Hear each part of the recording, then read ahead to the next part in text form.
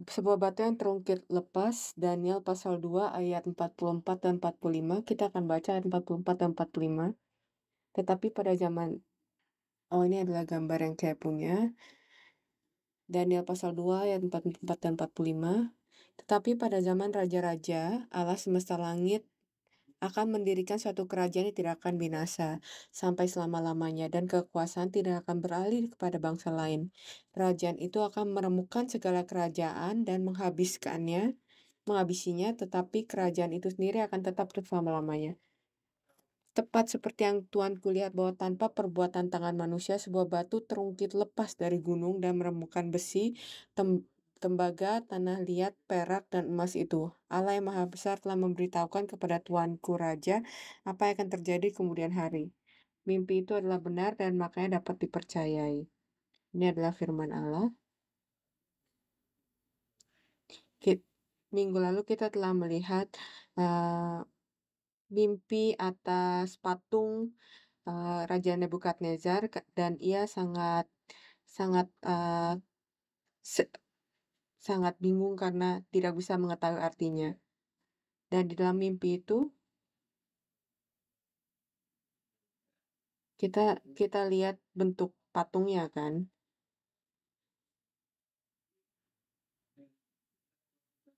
Dan itu menunjukkan 4 kerajaan yang akan memimpin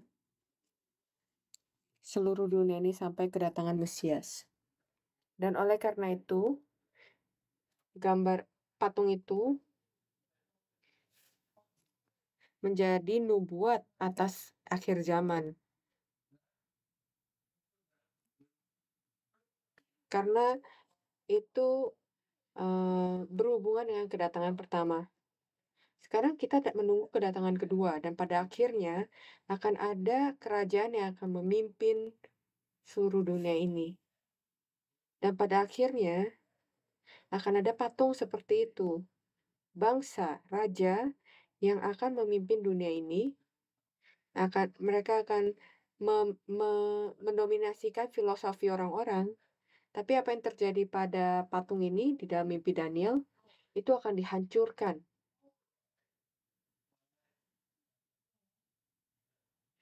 Diremukkan oleh sebuah batu yang menghancurkan kakinya. Dan batu ini datang dari mana? Batu ini datang dari sebuah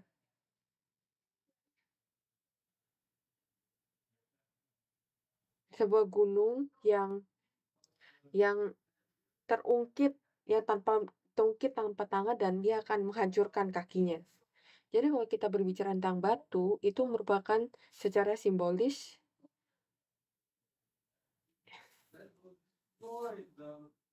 yang akan menghancurkan seluruh dominasi dan kekuatan dunia ini, filosofi dan dosa dunia ini. Dan akan membuat suatu gunung yang baru. Ya, diambil dari sebuah gunung dan sekarang ini menciptakan gunung baru. Dan itu adalah kerajaan. Kerajaan siapa? Kerajaan Allah. Dia diungkit lepas dari gunung, dan dari mana gunung itu? Itu adalah kerajaan Allah. Batu itu datang dari kerajaan Allah dan dia membuat kerajaan Allah dengan menghancurkan patung dunia ini. Jadi seiring kita melihat cerita ini, kita harus berpikir tentang waktu kita, dan kita juga harus bertanya sepanjang pelajaran ini, apakah saya memiliki batu ini? Apakah kamu memiliki batu ini? Apakah patung itu atau berhala itu hancur dalam hidup kamu? Ini adalah pertanyaan pada hari ini. Jadi, batu di dalam Alkitab ada dalam ayat-ayat ini. Jadi kita lihat di Daniel, tolong dicatat itu ayatnya. Daniel pasal 2 ayat 34 sampai 35.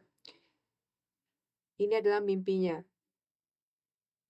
Sementara tuanku melihatnya terungkit lepas sebuah batu tanpa perbuatan tangan manusia, lalu menimpa patung itu tepat pada kakinya yang dari besi dan tanah liat itu sehingga remuk, maka dengan sekaligus diremukkannya lah juga besi, tanah liat, tembaga, perak, dan emas itu, dan semuanya menjadi seperti sekam di tempat pengirikan pada musim panas. Lalu angin mengembuskannya, sehingga tidak ada bekas-bekasnya yang ditemukan. Tetapi batu yang menimpa patung itu menjadi gunung besar yang memenuhi seluruh bumi. Yesaya pasal 28 ayat 16. Sebab itu beginilah firman Tuhan Allah. Sesungguhnya aku meletakkan sebagai dasar di Sion sebuah batu, batu yang teruji, sebuah batu penjuru yang mahal, suatu dasar yang teguh. Siapa yang percaya tidak akan gelisah. Ini berbicara tentang batu dari Sion atau diletakkan sebagai dasar di Sion, batu penjuru, batu yang teruji,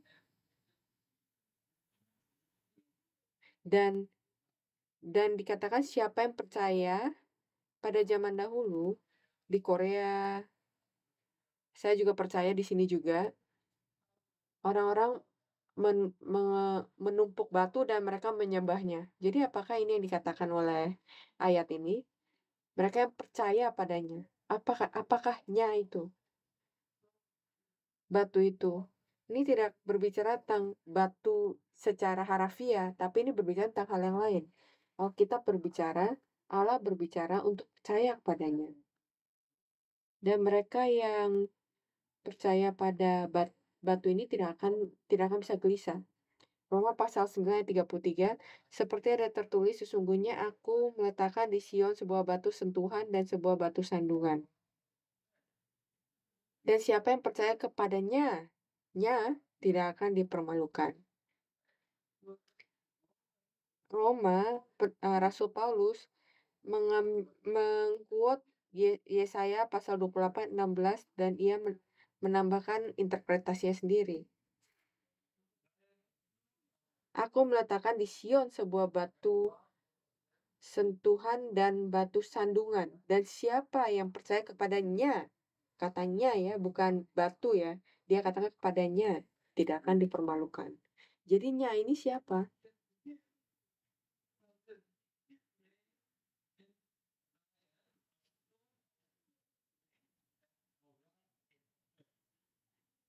Siapa? Jadi ini adalah sebuah batu sentuhan dan batu sandungan. Siapa yang mau percaya kepadanya? Saya rasa anggota gereja kita tahu batu ini apa. Kadang-kadang khotbah akan menjadikan sandungan kepada kamu kan? Dan kadang-kadang kita berbicara, "Oh ya, khotbah ini menusuk saya," dan saya bilang, "Saya tidak bisa bantu." Haleluya. Jadi firman yang sebenarnya itu malah akan menjadi batu sandungan kepadamu. Jadi batu ini berbicara tentang Injil dari surga. Ini adalah firman Allah yang datang dari gunung yang merupakan kerajaan surga yang terungkit lepas. Itu adalah siapa? Itu adalah firman Yesus Kristus yang datang kepada kita. Dan ini adalah batu sandungan bagi banyak orang. Kadang-kadang kita harus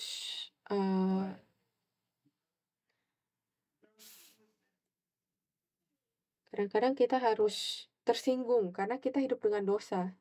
Dan Allah ingin mengeluarkan dosa itu daripada kamu. Allah ingin kita tersandung karena kita punya dosa. Jika tidak, kita tidak akan tersandung. Dan saat kita belajar, saya sudah bicara ini tentang waktu penghakiman, dan Dokter Baruk juga berbicara penghakiman Allah adalah untuk mereka yang berdosa akan menjadi kehancuran, tapi mereka yang dalam Kristus itu akan menjadi penyelamatan.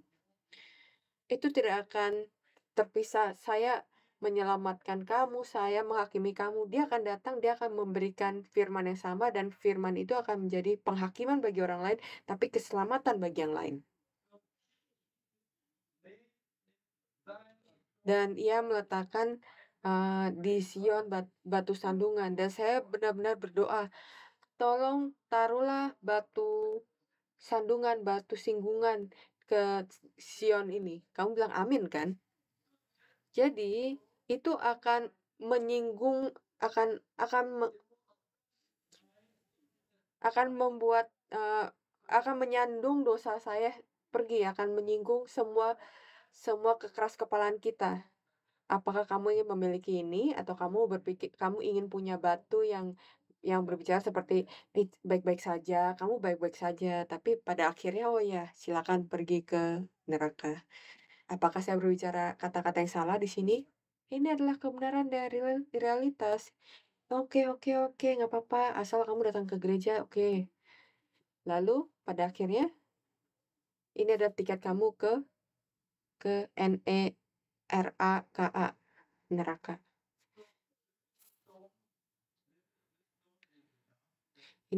Batu ini adalah Injil Yesus Kristus. 1 Petrus pasal 2 ayat 4, "Dan datanglah kepadanya batu yang hidup itu, yang memang dibuang oleh manusia, tapi yang dipilih dan dihormati di hadirat Allah." Ini berbicara tentang Yesus Kristus sendiri. Ia adalah Injil, ia adalah firman, ia adalah batu.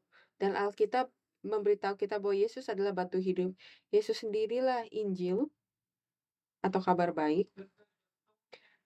Sebagaimana batur itu datang dari langit, Yesus juga datang dari surga kan?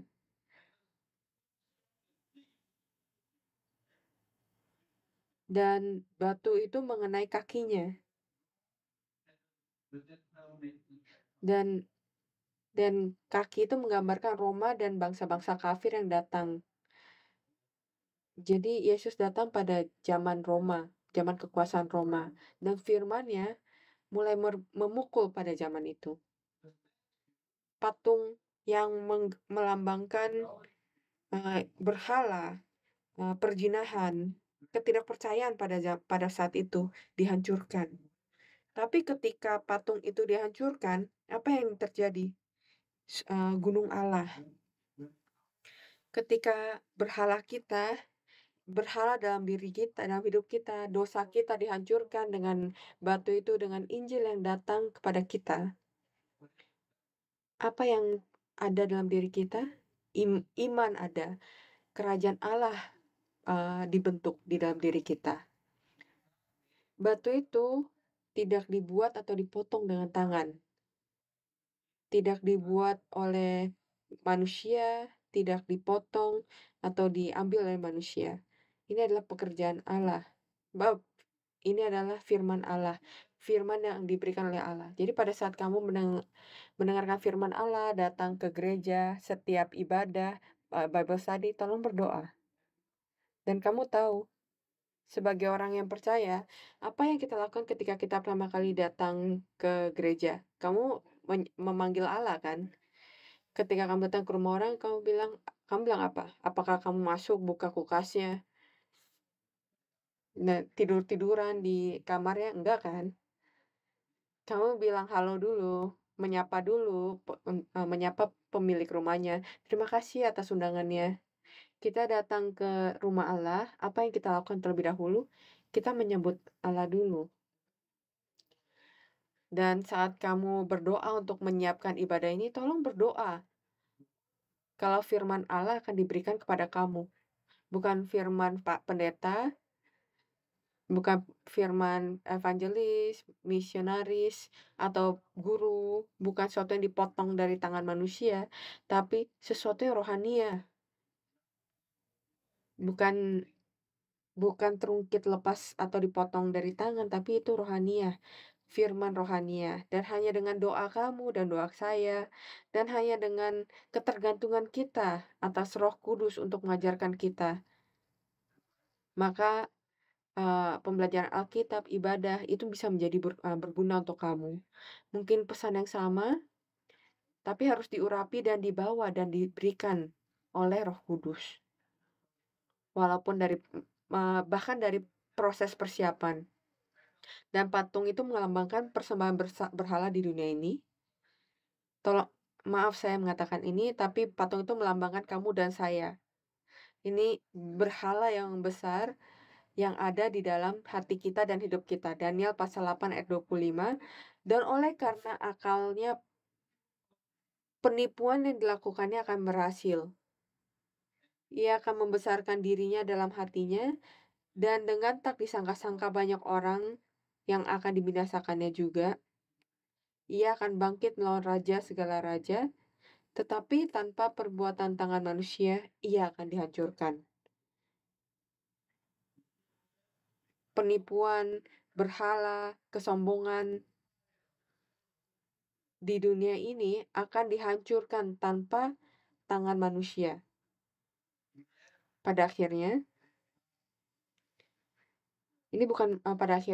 bukan seorang manusia yang akan menghancurkan kekuatan setan, itu adalah Allah.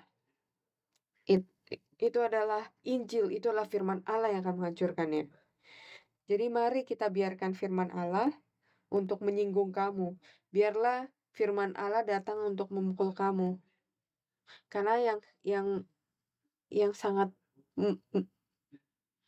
sangat hebat adalah firman Allah akan menyelamatkanmu dan menghancurkan dosa dalam diri kamu. Tapi kalau kita terlalu berpegang pada dosa dan tidak melepaskannya, pada saat dosa itu dihancurkan, saya takut kita juga akan dihancurkan.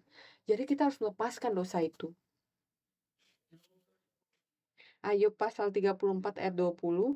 Dalam sekejap mata mereka mati, ya pada tengah malam yang dikejutkan dan binasa, mereka yang perkasa dilenyapkan bukan oleh tangan manusia. Ratapan pasal 4 ayat 6.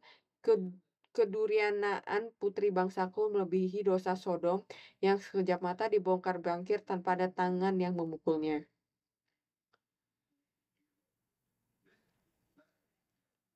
Ratapan pada masa Nabi Yeremia terdengar seperti ratapan pada hari ini. Kedurjanaan putri bangsaku melebihi dosa Sodom. Jadi pada saat kita memiliki dosa seperti dalam diri kita, saya percaya kalau kita harus bertobat atau kita akan dihancurkan. Ini menunjukkan kepada kita bahwa semua yang dibangun dengan tangan akan dihancurkan. Satu-satunya hal yang tidak dibuat oleh tangan manusia yang tidak akan dihancurkan itu adalah yang tidak dibuat oleh tangan manusia. Dan itu apa? Itu hanya firman Allah yang tidak dibuat oleh tangan manusia. Hanya firman Allah yang rohaniah. Jadi pada akhirnya Pendeta Bram Park dulu sering berbicara tentang akhir zaman. Pada kehancuran terakhir, tidak ada tempat untuk bersembunyi. Kamu ada bunker atau apapun itu tempat untuk bersembunyi. Seperti yang dikatakan oleh Alkitab, di bawah batu, di bawah gunung, basement, tidak masalah. Semuanya akan dihancurkan. Tempat persembunyian satu-satunya itu hanya di dalam firman.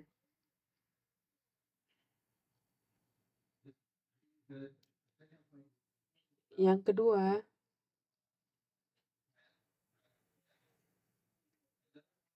batunya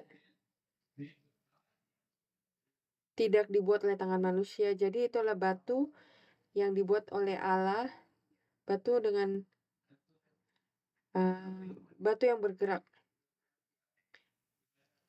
Jadi pertanyaannya adalah apakah kita memiliki batu yang bergerak ini? Apakah batu ini bergerak dalam diri kamu? Apakah firman ini bergerak? Apakah ini mengemudikan kamu, mendorong kamu, atau menarik kamu, atau itu malah mengganggu kamu?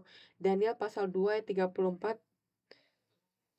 Sementara Tuanku melihatnya terungkit lepas sebuah batu tanpa perbuatan tangan manusia, lalu menimpa patung itu tepat pada kakinya yang dari besi dan tanah liat itu sehingga remuk. Jadi firman itu harus terus-menerus terbang sampai menghancurkan patung atau berhala itu. Jika itu tidak hancur pada pukulan pertama, lanjutkan lagi, dengar firman lagi sampai dosa kamu itu hancur. firman bergerak. Firman Allah sedang bergerak untuk menghancurkan semua penyembahan berhala. Dia melakukan pekerjaan Allah yang hidup untuk menghancurkan semua persembahan berhala. Jadi suatu hari saya sedang makan di restoran, lalu masuk ke mobil, kita pergi, dan saya bilang, "Oh, saya lupa kunci saya. Saya meninggalkan kuncinya di restoran." Apa yang kamu pikir dilakukan oleh pendeta senior? Dia mengambil itu kesempatan untuk mengajarkan saya. Tapi apa yang kamu pikir pendeta yang baik akan lakukan? Kamu pikir apa yang saya lakukan ketika saya ketika saya nyetir, saya sedang naik mobil kamu, terus kamu bilang kamu ketinggalan bawa kunci, saya akan bilang apa? Tergantung kamu atau Evangelist Nick, mungkin respon saya bakal berbeda ya. Jadi apa yang kira-kira ia katakan? Ya, dia menggunakan itu sebagai kesempatan untuk mengajarkan saya. Firman saya tidak mengambil putar balik. Firman Allah berjalan lurus, maju. Ketika kamu mengikuti firman Allah, kamu harus terus berjalan. Kamu harus mengikutinya. Jika kamu delay karena ketinggalan kuncinya, melakukan ini, melakukan itu, kamu harus cepat melanjutkannya. Itu cepat-cepat mengejarnya. Yang penting adalah walaupun kamu di sana atau tidak, firman Allah akan menggenapi kehendak Allah. Firman Allah akan digenapi, firman Allah akan digenapi, kehendak Allah akan digenapi dengan atau tanpa adanya kamu. Amin. Dengan atau tanpa adanya kamu. Amin. Amin kan? Itu adalah kebenaran. Akan tetapi, alasan kenapa firman Allah turun kepada kita supaya ia bisa bersama dengan kita. Amin. Itu adalah kasih karunia. Ia datang, itu adalah rahmat. Ia datang bersama untuk mengambil kita supaya kita bisa masuk dengan firman ini yang bergerak maju. Jadi semoga kita bisa masuk. Kita bersama dengan dia dan mengikuti firman itu. Seringkali kita bilang, oke, biarkan firman itu pergi, saya terlalu lelah. Saya tidak punya banyak energi. Tapi bagaimana jika firman itu pergi dan saya tinggal dan saya tidak bisa ngejar? Terus kamu bilang, oh saya terlalu tua. Nggak peduli. Kamu bilang saya terlalu sakit, nggak penting. Saya terlalu muda, nggak penting. Kenapa? Karena kita tidak meminta kamu untuk berlari secara harafiah. Berpegang pada firman. Kekuatannya diberikan oleh Roh Kudus. Pada saat kita berpegang pada firman, kamu tahu betapa susahnya berpegang pada firman Allah. Itu susah, tapi jika kamu berpegang pada firman, firman itu yang akan memberikan kamu tenaga lebih. Apakah saya secara sukses menyinggung kamu atau menyandung kamu? Saya akan coba yang terbaik. Pendeta Abraham Park berkata, di dalam satu pelajarannya, di Daniel pasal 2, dia bilang, semoga kita memiliki tekad untuk menjadi umat Allah yang sejati dan tidak menjadi budak penyembahan berhala dengan melepaskan semua keterikatan, keinginan, dan keserakahan kita akan hal-hal duniawi yang mencintai dunia ini. Semoga kita memiliki tekad menjadi umat Allah yang sejati dan melepaskan semua ikatan, keinginan terhadap hal-hal duniawi sehingga kita tidak jadi budak dari berhala. Itulah batu dengan arah dan tujuan yang jelas dan pasti. Batu itu tahu dia akan memukul ke arah mana, dia menyerang ke arah mana. Apa kamu pikir kamu tidak ada arah dalam hidup kamu? Maka kamu harus mengikuti firman ini, maka akan ada arah. Firman ini memiliki arah yang jelas dan tujuan yang jelas. Ini berjalan di arah berhala. Ini arah ke mana penghakiman pekerjaan Allah. Batu ini tahu ke mana harus menyerang dan mana titik kelemahannya. Itu akan menyerang titik yang tidak ada pemulihan.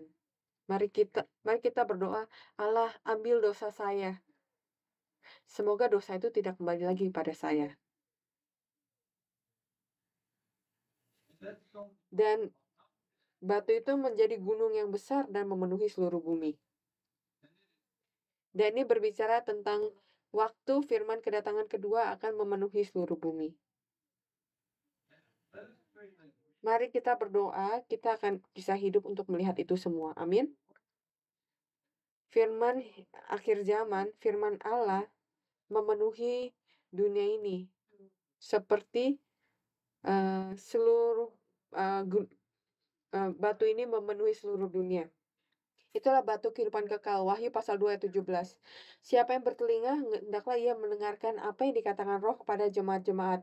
Barang siapa menang, ia akan kuberi makanan dari pohon kehidupan yang ada di taman Firdaus Allah.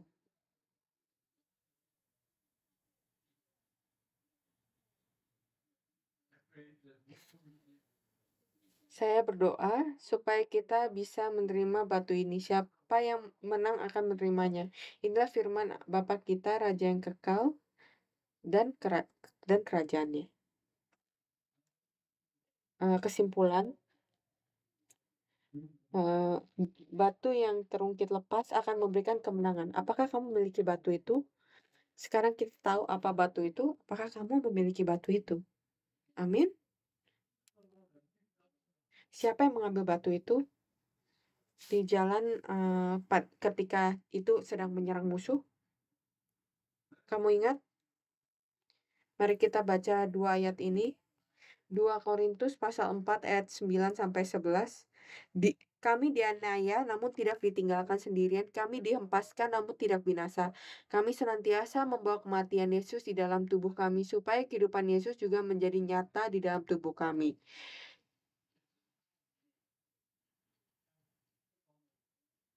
Jadi bagaimana kita berpegang pada batu ini, Yesus dalam diri kita. Sebab kami yang masih hidup ini terus-menerus diserahkan kepada maut karena Yesus, supaya juga hidup Yesus menjadi nyata dalam tubuh kami. Dalam tubuh kami yang hana ini. Kamu ingat ketika Allah menaruh batu sandungan di Sion, batu itu di dalam hidup kamu. Ingat apa yang dikatakan Rasul Paulus, saya mati setiap hari. Kenapa? Karena Allah membunuh saya setiap hari. Allah terus-menerus menusuk kesadaran saya. Terus-menerus memberitahu saya kalau saya itu berdosa, saya adalah pendosa, saya telah berdosa, saya mati karena dosa saya, dan sekali lagi saya hidup melalui Yesus Kristus. Jadi kita harus memiliki batu ini dalam diri kita. Supaya melalui batu ini kita bisa mencari Allah dan rahmat-Nya dan pemaafannya, dan Dia akan memberikan kita hidup.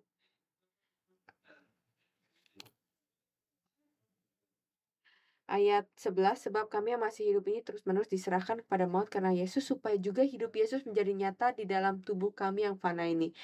2 Korintus pasal 6 ayat 5 sampai 8. Dalam menanggung dera, dalam penjara dan kerusuhan, dalam berjerih payah, dalam berjaga-jaga dan berpuasa, dalam kemurnian hati, pengetahuan, kesabaran dan kemurahan hati dalam Roh Kudus dan kasih yang tidak munafik dalam pemberitaan kebenaran dan kuasaan Allah dengan menggunakan senjata-senjata keadilan untuk menyerang ataupun untuk membela, ketika dihormati dan ketika dihina, ketika diumpat atau ketika dipuji, sehingga dianggap sebagai penipu namun dipercayai. Ini terjadi ketika kita memiliki batu itu. Batu itu diungkit lepas menuju ayat ini. Jadi Daud mengambil batu itu, kamu ingat ketika orang itu yang mengambil batu untuk menghancurkan Goliat. Dan batu yang menghancurkan patung ini mengingatkan kita kepada Daud dan ketapelnya. Kamu kamu sebenarnya ketapel kan? Melemparkan batu yang mengalahkan Goliat. Mereka yang memiliki batu ini akan menang. Sekali lagi, batu ini menggambarkan firman. Firman itu juga digambarkan sebagai terang Allah. Pada awalnya, ketika Allah menciptakan, itu hanya ada gelap. Dunia ini dipenuhi oleh gelap dan kehancuran kan. Dan di dalam sana Allah menciptakan terang. Ketika Allah bersinar pada kegelapan, bentuk dan kekosongan penciptaan terjadi. Jadi pada saat kita melihat Daniel itu tentang penghakiman masa akhir zaman. Tapi pada saat yang sama kita melihat hidupnya Daniel. Ia sangat fokus pada firman Allah. Dalam pelajaran hari ini mengenai patung yang menggambarkan 4 kerajaan dan batu, kekacauan dan kekosongan melawan firman. Hal-hal duniawi di dunia ini melawan firman. Dan di tengah semua tekanan, semua dosa yang ada, Daniel bisa fokus dan mempertahankan kesucian dia dan dia bisa berdoa. Apakah kamu memiliki kekuatan seperti itu? Saya percaya pada akhirnya alasan kenapa Allah menunjukkan iman seperti itu tentang Daniel dan memberikan firman akhir zaman adalah untuk memberitahukan kita kalau kita harus memiliki iman seperti Daniel supaya kita bisa menang pada akhirnya. Orang yang menang akan diberikan batu itu. Dan itu ketika kamu melihat di Daniel, kamu bisa belajar dua hal secara general. Kamu bisa melihat kehidupan Daniel dan juga ada wahyu yang diberikan kepada Daniel. Mereka saling berhubungan kan?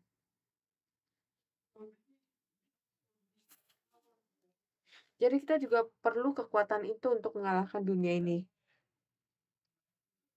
Jadi makanya saya bertanya, apakah kamu memiliki batu itu kekuatan firman supaya bisa mengalahkan dunia ini pada akhirnya? Atau apapun yang kamu punya, iman, firman, tapi tidak cukup untuk menang, apakah kamu kehabisan? Di dalam mobil kamu, apakah bensin kamu, tanda bensin kamu itu sedang menuju ke arah atau empty atau kosong? Apakah secara rohani ya kamu sudah akan kehabisan? Belakangan ini saya dengar orang-orang berbicara, orang-orang bilang, saya sudah selesai. Saya kelelahan. Saya kosong." Apa kamu yakin? Karena begitu banyak hal yang masih harus dilakukan dan masih banyak hal yang masih harus kita lalui. Apa kamu yakin? Jika kamu kosong, apa yang harus kamu lakukan? Bagaimana kamu mengisinya? Pergi ke pom bensin? Apa yang akan kamu lakukan? Saya ingin memperkenalkan satu kata, entropi. Siapa yang tahu kata itu, entropi? Saya rasa tidak banyak orang yang pernah mendengar kata itu kan. Itu digunakan banyak sekali di uh, fisika. Itu merupakan kondisi kehancuran atau um,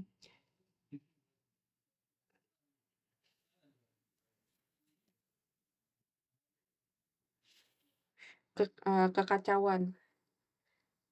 Saya tidak akan terlalu lama, tapi ini hal yang tidak terlalu susah, tapi tidak terlalu mudah untuk dimengerti. Kamu tahu matahari kan? Apa yang kamu dapat dari matahari? Sinar matahari, kehangatan. S Jika kamu kumpulkan bersama dalam satu kata itu adalah energi, kamu mendapatkan energi, energi kehidupan dari matahari. Ketika, benih mendapatkan sinar matahari akan tumbuh, ya kan? Energi itu pergi ke mana?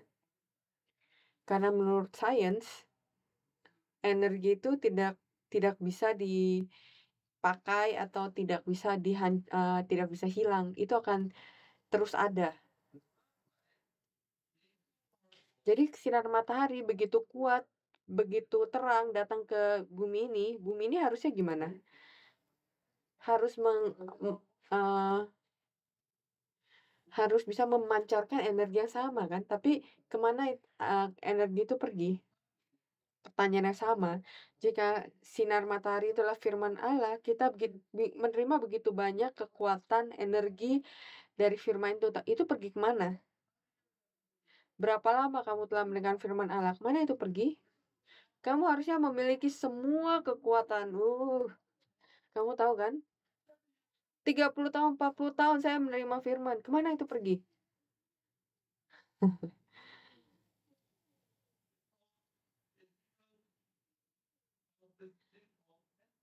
Ini karena hal yang disebut oleh entropi. Semakin tinggi entropi itu semakin eee,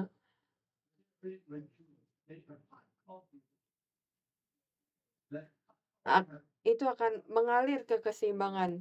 Jika kamu buat kopi kopi panas, itu memiliki energi karena panas kan, memiliki energi. Tapi jika kamu taruh di ruangan, e sua eee, kepanasannya itu akan menyebar dan itu menjadi keseimbangan, menjadi suhu ruangan, itu adalah keseimbangan.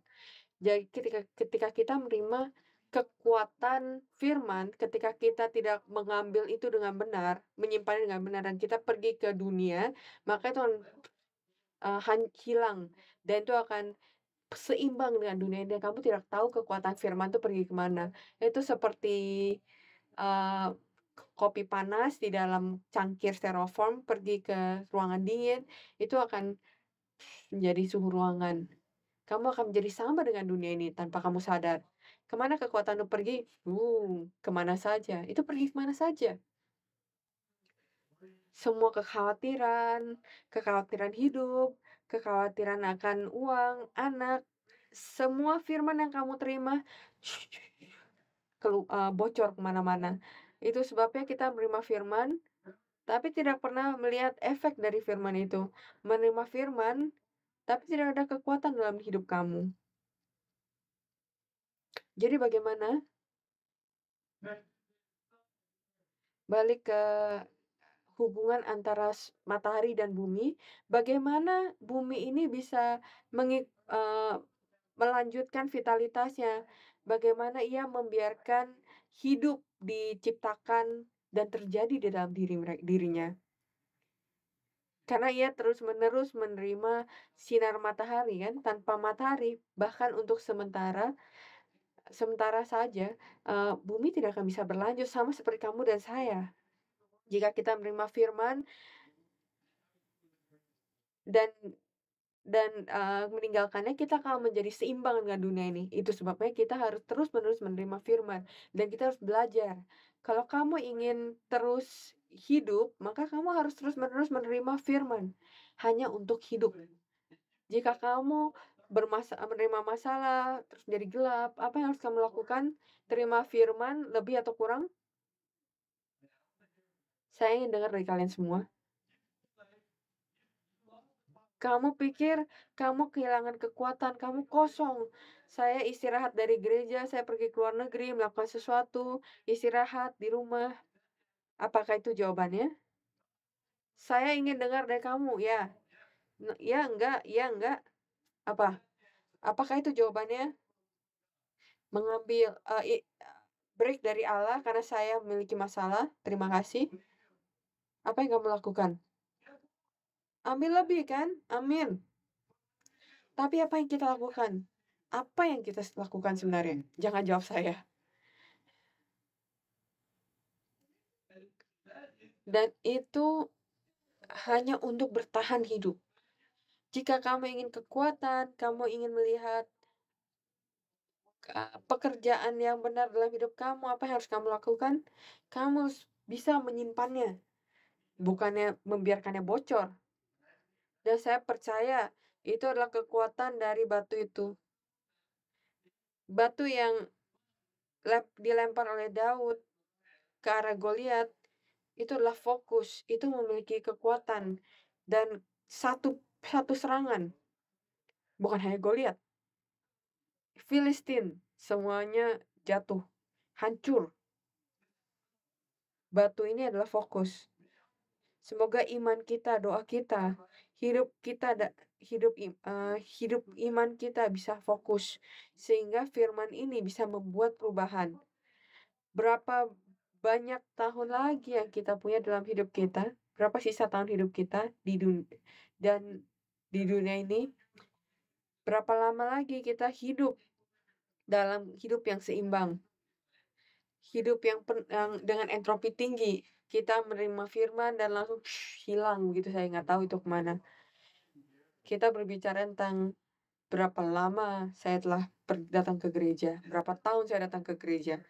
Apakah ini waktu kita harus memiliki batu ini, kekuatan firman ini yang bisa membuat perubahan di dalam hidup saya dulu. Mari kita berdoa. Allah Bapa yang penuh kasih, kami bersyukur karena Engkau telah mengajarkan kita melalui Daniel. Saya berdoa Engkau memberikan kita kasih karunia, rahmat, tolong maafkan kami dan hancurkan patung besar itu dari hidup kami. Dan semoga kami bisa terus-menerus menerima firman-Mu dan firman itu tidak hilang. Tapi firman itu bisa bertahan dan memiliki kekuatan. Dan semoga kita bisa mengalami kekuatan itu. Terima kasih atas kasih karunia-Mu. Dalam nama Yesus kami berdoa. Amin.